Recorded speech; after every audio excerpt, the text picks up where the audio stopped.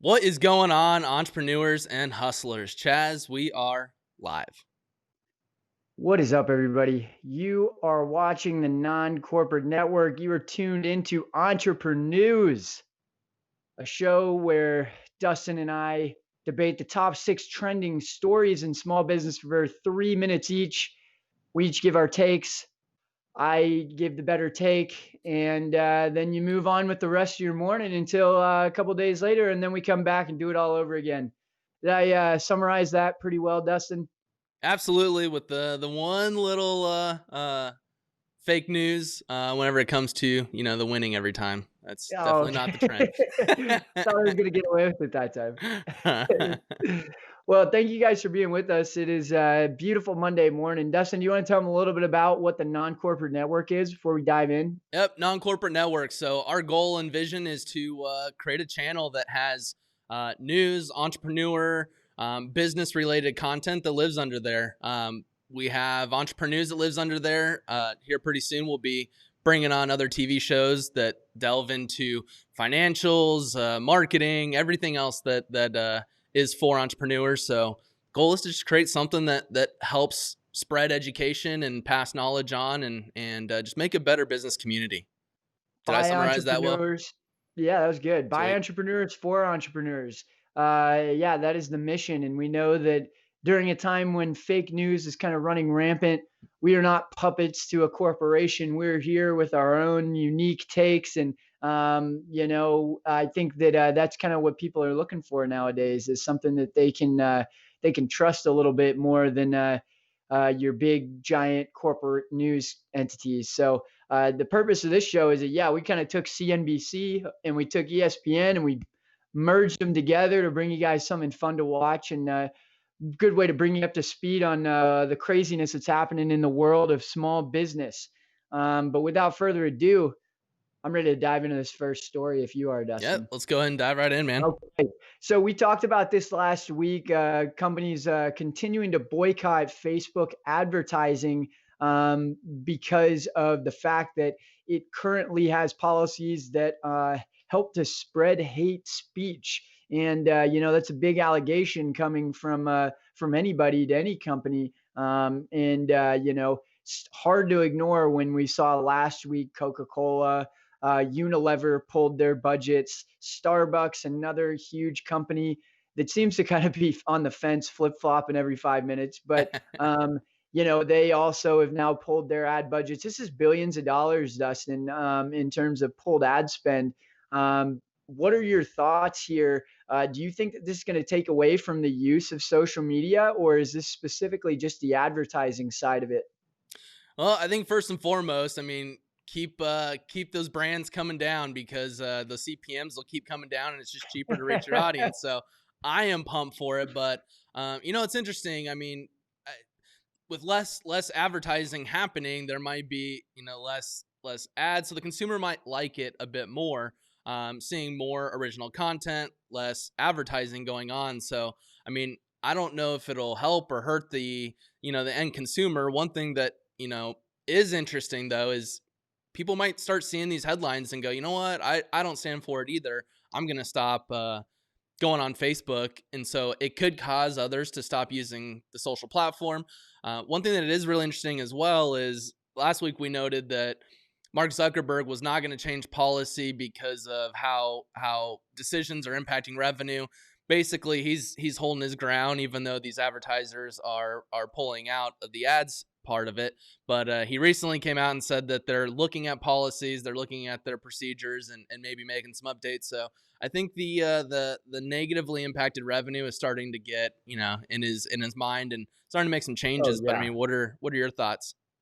Well, I mean, I'm happy that businesses are doing something to affect change, although it doesn't at a government level. I think that Facebook is a novelty in terms of the place where you should be boycotting compared to what's happening with the government right now and the reform that needs to happen there. But nonetheless, we're seeing some changes, and obviously these big brands are realizing that they got to stand for something.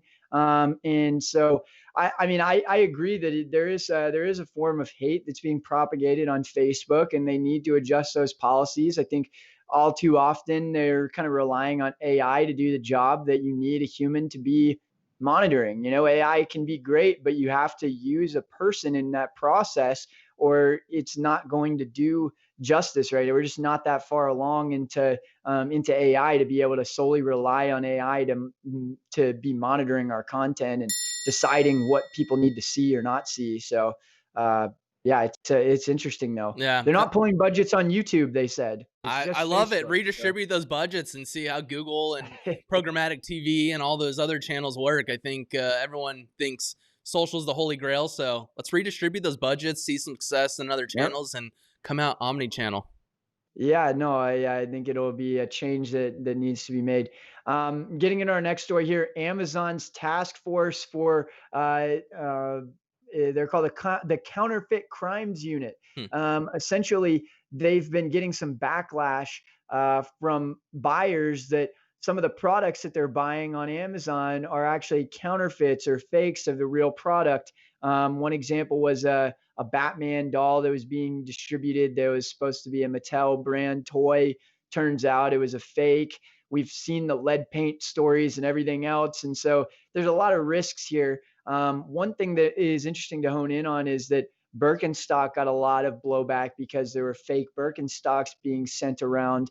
A lot of college kids chilling in the quad wearing these. But the big thing here was that the people that were buying them were coming back to Birkenstocks, and they were upset at Birkenstocks, not upset at the counterfeit necessarily. And so, do businesses have a responsibility here? Is a precedent being set that it is a business's responsibility to make sure that there's no fakes of their product out there? See, it's tough. And I mean, this is partly because Amazon is so new in the technology space. I mean, to me, I don't think, you know, the company's going to do all they can to help with copyright infringement and all that other type of stuff. But whenever you have a platform that's openly allowing third parties to sell whatever they want, without, going through some type of process to determine whether it's fake or not, it's almost like Amazon should be held liable, where maybe they just need to update their process and check out some of these third party sellers a little bit more, maybe make it a little bit higher barrier to entry. But at the end of the day, it's tough whether it's the business or Amazon, because I mean, Amazon allowed for a platform to open up and sell these fake things, and these third Right. parties are getting a lot better. It used to be you could easily identify them. They've increased the prices to where it's just cheap enough to where it looks very attractive, but it's a little Right. bit more expensive to make you think it's not fake. And so as that trends upward, there's gonna be more companies that don't even want to go on Amazon. So I think it's in Amazon's best interest to kind of try and regulate and figure out a better Yeah. process, because they'll be negatively impacted in the long run. Right. Yeah. Wall Street Journal came out and said they found that thousands of banned or unsafe products have been selling on the site. Thousands. Some like knockoff car seats are especially dangerous. Over 54% of Amazon's product flow is actually from third-party sellers. So it kind of reminds me of Facebook, where they're saying, "Hey, we're a platform when it's good for us, and Hmm. we're a publisher when it's good for us." Amazon has a responsibility, I believe, to say, we if anything's on our platform, it's not just a marketplace anymore, especially with how many private label things that they're creating. That if consumers are coming to Amazon blindly, just trusting that the products are going to be the highest quality and not knockoffs, then we have to understand that they have a responsibility to monitor that and mitigate any kind of risk. Yeah, it's a tough one. I mean, like you said, the are you a publisher, are you a platform? I think as more of this happens, we'll just have to define the differences between the two and who's liable, and just more Yep. ongoing conversations. Well, Walmart could have a unique point of difference here, considering most of their products are from their own supply chain. They have better kind of ways to monitor this, so it could be a big point of difference for them. We'll see if they play off of that with their marketing. Yep. Into our next story, Apple, AT&T, Jack Daniels. The Fed issues details on buy bonds. So the Federal Reserve has released a list of roughly 750 companies, including Apple, Walmart, ExxonMobil, whose corporate bonds it will purchase in the coming months in an effort to keep borrowing costs low and smooth the flow of credit. Dustin, this is a big story. I don't think that people are really realizing it. The last thing I'll mention before I hand it off to you here is that the Fed announced in March that it would, for the first time in its history, Again, the first time in the Fed's history, purchased corporate bonds as the intensifying viral outbreak caused panic investors to dump most types of securities in a rush to hold cash. That pushed up an interest rate and made it nearly impossible for companies to borrow money. Dustin, this is a big deal, and it seems to kind of be getting swept under the rug as the government would like. What are your thoughts here? Is this something that is going to impact small businesses? Is this something that is going to impact the larger businesses? Is this going to impact consumers? What are your thoughts here? Yeah, I mean, a couple things stick out. I mean, I'm no expert when it comes to bond buying or the stock market or anything, but I mean, the thing that sticks out is if this is the first time they're doing it. I mean, we've brought it up on the show before. I mean, there's a long history of the government just doing things and then figuring out the rules weeks, months down the road, and I mean, typically anything that they put their hands on either goes bankrupt or just doesn't work right. I mean, they're just not a private company, and profitability isn't top of mind, and so I worry that this is the first time they're doing something and there's going to be huge long-term implications Yeah. down the road. Another thing that sticks out is, I mean, Apple is on this.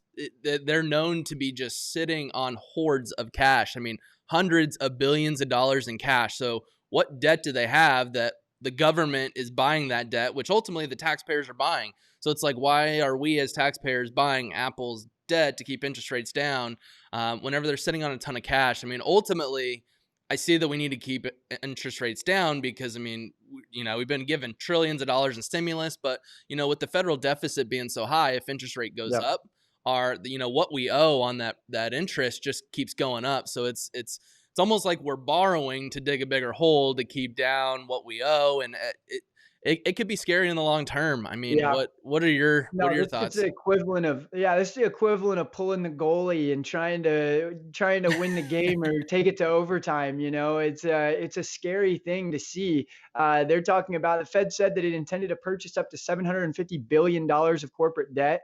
So far they've purchased 429 million. So they're not very far into that 750 billion point. So we'll see if they actually go through with it. But yeah, this is a big deal, and I think that if this proves to be an issue, kind of like the triple P was an issue, then what, there's no more lines of defense. This is the reserve. This is that guy that you're pulling in the 92nd minute to win the game. It's like Hmm. this is big. So I think it's hopefully it'll pan out for us, Cotton. But yeah, I don't know, man. It's scary. Yep. On to our next story. So Google is rolling out. They're giving free advertising credits to people that are actively updating and optimizing their Google My Business. This includes promoted pins on Google Maps, suggested listings on Google Maps as well. So really trying to, they're positioning it as helping during the coronavirus, more of the local awareness and presence as more people are optimizing their listing. Google's going to push it more as companies are reopening. I think it's great. I mean, there's a lot that doesn't go on with Google My Business and the Maps listing. It's kind of a afterthought when it comes to business owners, but it is such a huge tool for local SEO, for local marketing, and we just discussed last week that Google has seen a decline in their search and marketing revenue. So I mean, what are your thoughts? Is this more of a PR thing to get people to Dun, use dun, it and then they can dun, dun, monetize it, or what are your thoughts? dun, dun. Dun, dun. There's blood in the water, Dustin. There's blood in the water.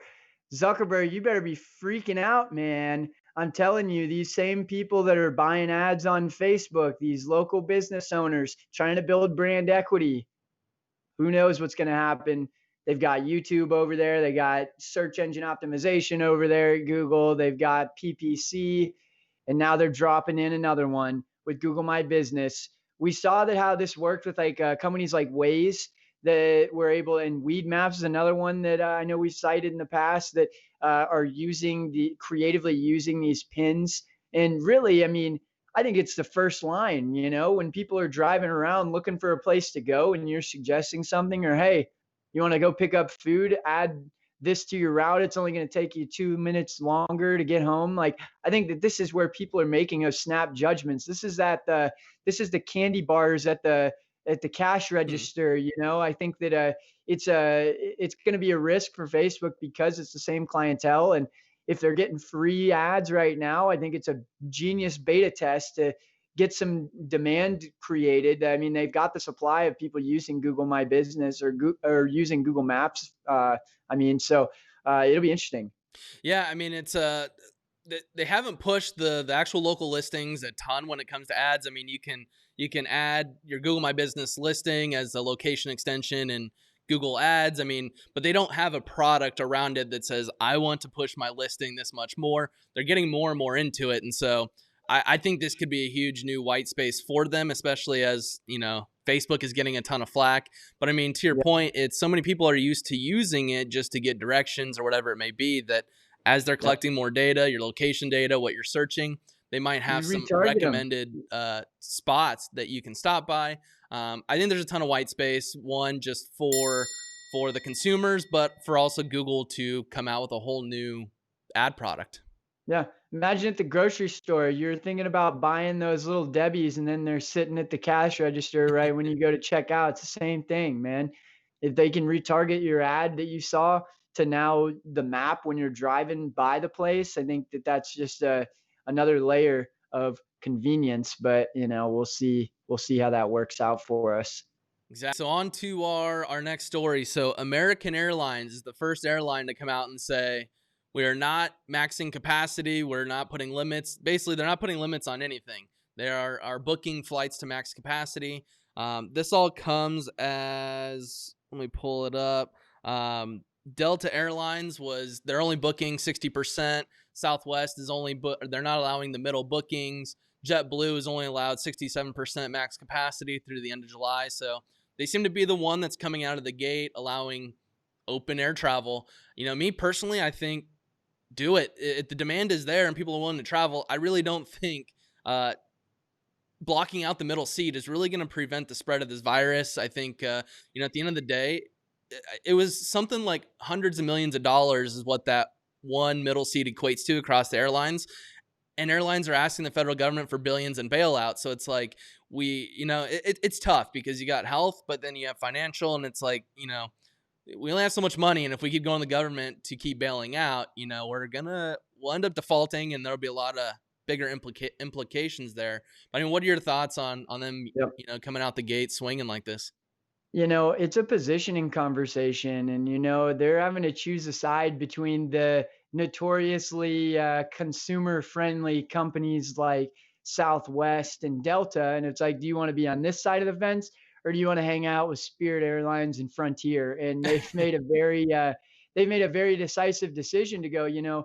We're going to allow people to be on. We're going to do the same policies as Spirit. And so to me, if I'm the CEO, I don't want to be affiliated with that company. They are notoriously a terrible, terrible airline. And so, I think that looking at this, it's a more of a positioning conversation than anything. But my my personal thing is that if you're going to say that you're coming out and oh, we're making people wear masks and we're going to clean the planes better and that's what's going to save us, it's like I truly think that it's going to take a little bit more. And so, yeah, I think that erring on the side of caution here is probably going to pay off for companies like Delta, Southwest, JetBlue. But, it'll be interesting to see. If you said if the demand's there, I'm all for us getting back to normalcy. And so if this can kind of push the needle forward, then,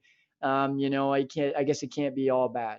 Yeah, I mean, to your point, it's all about how you position it. I mean, they can come out and just say, "Hey, we're lacking in revenue. We're burning through millions a day. We just need the money." I mean, Because if that's that's one why you thing, come but back, that's not a good look. exactly. Yeah. Or you can come back and say, "Hey, you know what? We spent a ton of time and energy into figuring out how to clean these planes a bit better, and we're just the first amongst our competitors to figure out how to do so.